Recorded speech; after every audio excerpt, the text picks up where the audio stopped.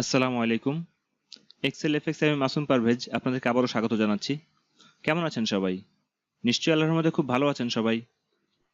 আজ আমরা এক্সেলের একটা গুরুত্বপূর্ণ বিষয় নিয়ে আলোচনা করব, তা হলো ইফ স্টেটমেন্ট।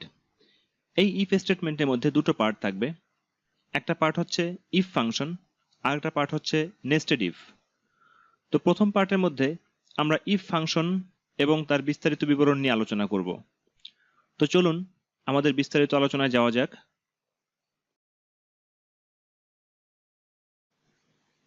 ইফ ফাংশনটা সম্পর্কে আলোচনা করার পূর্বে আমাদের একটা বিষয় জানা প্রয়োজন, যে ইফ ফাংশনটা আমরা কি কাজে ব্যবহার করব। মূলত কোনো শর্ত সাপেক্ষে যদি দুটো আউটকাম থেকে একটা আউটকাম আমরা একসেপ্ট করতে চাই, তাহলে সেই ক্ষেত্রে আমরা ইফ ফাংশনটা ব্যবহার করব। যেমন ধরুন, কোনো একজন স্টুডেন্ট পরীক্ষায় 33% নাম্বার পেয়েছে, তাহলে সে কি পাস নাকি সে ফেল? এক্ষেত্রে সে পাস, তার মানে 33% নাম্বারের উপরে পেলে সে পাস করেছে। তাহলে আমরা এখানে একটা ফলাফল ড্র করলাম, অর্থাৎ সে পাস করেছে।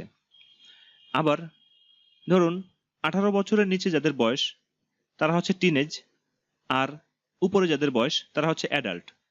তাহলে এক্ষেত্রে কারো বয়স যদি 15 বছর হয়, তাহলে তাকে কি আমরা টিনেজ বলবো নাকি অ্যাডাল্ট বলবো? তাহলে সেক্ষেত্রে তাকে আমরা টিনেজ বলবো, কারণ তার বয়স 15 বছর।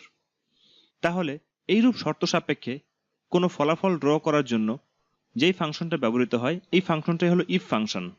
আমরা ইফ ফাংশনটা ভালো করে বোঝার জন্য একটা উদাহরণ নিয়ে আলোচনা করি, তাহলে আমাদের ইফ ফাংশনটা ভালোভাবে বোঝা যাবে।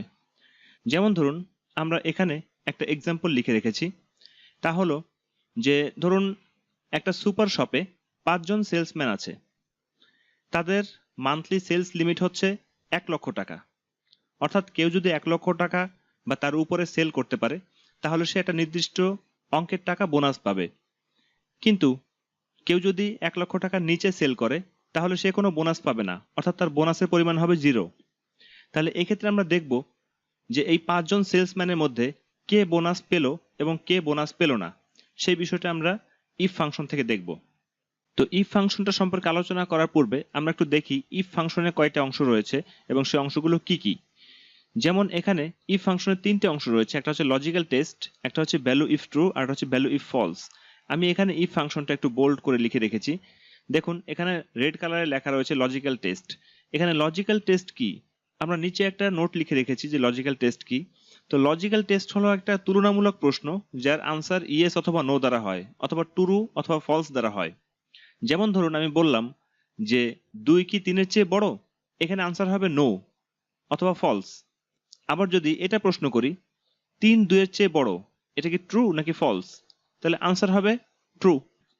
তো এই জাতীয় কম্পারিজন গুলো হলো লজিক্যাল টেস্ট। তো এক্ষেত্রে ইফ ফাংশনের প্রথম অংশটা হচ্ছে লজিক্যাল টেস্ট। তার অর্থ হচ্ছে যদি আমরা এখানে একটা টেস্ট করি, এমন একটা প্রশ্ন করি যার আনসার ইয়েস অথবা নো দ্বারা হয়, এবং সেটা যদি সত্য হয়, তাহলে প্রথম ভ্যালুটা এখানে কার্যকর হবে। আর যদি মিথ্যা হয়, তাহলে এই দ্বিতীয় ভ্যালুটা এখানে কার্যকর হবে, প্রথম ভ্যালুটা কার্যকর হবে না। তো এটাই হলো ইফ স্টেটমেন্ট। এবারে আমরা এই এক্সাম্পলটার ক্ষেত্রে ইফ স্টেটমেন্ট ব্যবহার করি। তো সেক্ষেত্রে আমরা এই সেলটা সিলেক্ট করলাম, সেল সিলেক্ট করার পরে এখানে আমরা একটা ফর্মুলা লিখবো। তো আমরা জানি যে কোনো ফর্মুলা লেখা শুরু করার পূর্বে আমাদের ইকুয়াল চিহ্ন দ্বারা শুরু করতে হয়, তাহলে সেক্ষেত্রে আমরা ইকুয়াল চিহ্ন দিই। এরপর আমরা লিখি ইফ। ইফ লেখার পরে ব্র্যাকেট দিব বা ট্যাব দিলে পরে আমাদের ব্র্যাকেটটা এখানে চলে আসবে অটো। এরপরে আমাদের প্রথম অংশটা হচ্ছে লজিক্যাল টেস্ট। তো লজিক্যাল টেস্ট আমরা এখানে বলেছিলাম যে এই পজেস লিমিটটা এটা এই সেলস লিমিট অপেক্ষা বড় বা তার সমান কিনা। তো সেক্ষেত্রে আমরা গ্রেটার দ্যান অর ইকুয়াল চিহ্ন দেই। তো এক্ষেত্রে গ্রেটার দ্যান অর ইকুয়াল আমরা এই সেলস লিমিটটা দিলাম। এক্ষেত্রে যদি আমাদের এই পজেস লিমিটটা সেলস লিমিট অপেক্ষা বড় হয়, তাহলে আমাদের ট্রু ভ্যালুটা বসবে। তো এক্ষেত্রে আমরা একটা কমা দিব।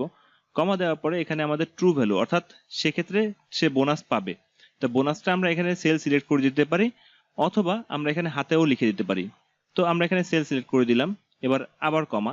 আর যদি এই পজেস লিমিটটা এই সেলস লিমিট থেকে বড় বা সমান না হয়, তাহলে সেক্ষেত্রে বোনাস সে 0 পাবে। তাহলে এক্ষেত্রে আমরা বসালাম 0। এরপরে আমরা যদি ব্র্যাকেট ক্লোজ করে দিই, তাহলে আমাদের বাস ইফ স্টেটমেন্টটা কমপ্লিট হয়ে গেল, ইফ ফাংশনটা কমপ্লিট হয়ে গেল আমাদের এখানে। তাহলে এক্ষেত্রে আমরা এন্টার করি, তাহলে দেখুন এখানে আমাদের বোনাস অ্যামাউন্ট 0 শো করছে। তার অর্থ হচ্ছে যে প্রথম সেলসম্যান কোনো বোনাস পায়নি। এবার যদি আমরা এইগুলোকে ফিল হ্যান্ডেল দ্বারা ড্র্যাগ করে ফিল করে দিই, তাহলে দেখুন আমাদের শুধুমাত্র সেকেন্ড সেলসম্যান এবং ফিফথ সেলসম্যান এই দুজন সেলসম্যান বোনাস পেয়েছে 12,000 টাকা, আদারওয়াইজ অন্য কোনো সেলসম্যান বোনাস পায়নি। তার অর্থ হচ্ছে যে অন্য সেলসম্যানরা এই কন্ডিশনের মধ্যে পড়েনি, লজিক্যাল টেস্টে তারা উত্তীর্ণ হতে পারেনি, যেই কারণে তারা কোনো বোনাস পায়নি। এখানে আরো কিছু বিষয় আলোচনা করার প্রয়োজন। যেমন ধরুন, যখন আমরা এই ইফ স্টেটমেন্টটা লিখেছিলাম তখন এখানে একটা সেল রেফারেন্স লিখেছিলাম এবং এখানে ফলস ভ্যালু হিসেবে 0 লিখেছিলাম। যদি সেল রেফারেন্সটা না লিখে যদি আমরা এখানে লিখি গেট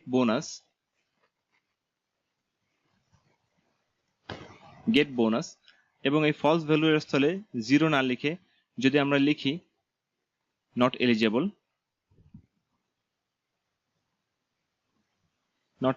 লিখলাম, এবারে যদি আমরা এন্টার করি তাহলে দেখুন এখানে আমাদের প্রথমটার ক্ষেত্রে আসছে নট এলিজেবল। যদি এটাকে আমরা ড্র্যাগ করে নিচে নিয়ে আসি অথবা এখানে আমাদের ফিল হ্যান্ডেল চিহ্ন যখন আসবে তখন এটাকে যদি আমরা ডাবল ক্লিক করি তাহলে সেক্ষেত্রে আমাদের এটা অটো ফিল হয়ে যাচ্ছে। তাহলে দেখুন এখানে আমাদের দ্বিতীয় সেলসম্যানের স্থলে এবং এখানে আমাদের পঞ্চম সেলসম্যানের স্থলে গেট বোনাস শব্দটা লেখা আসছে এবং বাকি সমস্ত জায়গায় নট এলিজেবল শব্দটা লেখা আসছে। তবে এখানে একটা বিষয় লক্ষণীয়, আমরা যখন সেল রেফারেন্স সিলেক্ট করেছিলাম, আমরা এটা ডাবল ক্লিক করি, আমরা যখন সেল রেফারেন্স সিলেক্ট করেছিলাম তখন এখানে ডাবল কোট চিহ্নটা আমরা এখানে দেইনি, কিন্তু যখন কোনো টেক্সট লেখার প্রয়োজন হবে তখন ডাবল কোট চিহ্নটা না দিলে এখানে আমাদের ফর্মুলাটা সঠিকভাবে কাজ করবে না। আবার যদি ট্রু ভ্যালু বা ফলস ভ্যালুর স্থলে যদি আমরা ব্ল্যাঙ্ক রাখতে চাই তাহলে সেক্ষেত্রে শুধুমাত্র ডাবল কোটস এবং অভ্যন্তরে কোনো টেক্সট না লিখলে যদি শুধু ডাবল কোট দেওয়া হয় তাহলে শুধু ডাবল কোটস এর অর্থ হচ্ছে যে ব্ল্যাঙ্ক। তো যদি আমরা এবার এন্টার করি তাহলে দেখুন এখানে শুধু ব্ল্যাঙ্ক আসছে। আবার এটাকে সিলেক্ট করার পর যদি ফিল হ্যান্ডেল করি তাহলে দেখুন শুধুমাত্র গেট বোনাসের জায়গায় গেট বোনাসটা রয়েছে, বাকি সমস্ত জায়গায় ব্ল্যাঙ্ক এসছে। তার মানে শুধুমাত্র ডাবল কোটস ছিল বিধায় এখানে ব্ল্যাঙ্ক এসছে। এটাই হলো আমাদের ইফ স্টেটমেন্টের বিস্তারিত বর্ণনা। আশা করছি ইফ স্টেটমেন্ট সম্পর্কে যে বিষয়গুলো ছিল সে বিষয়গুলো আপনাদের সম্মুখে আলোচনা করতে পেরেছি এবং আপনারা সবাই বুঝতে পেরেছেন। তো আমার টিউটোরিয়ালটি যদি ভালো লেগে থাকে তাহলে আমার টিউটোরিয়ালটিতে আপনারা লাইক দিবেন এবং আমার চ্যানেলে আপনারা সাবস্ক্রাইব করবেন যাতে আমি আরো সুন্দর সুন্দর ভিডিও তৈরি করতে পারি। আমার জন্য দোয়া করবেন। আমি আপনাদের কাছে দোয়া প্রার্থনা করে আমি এখানে শেষ করছি।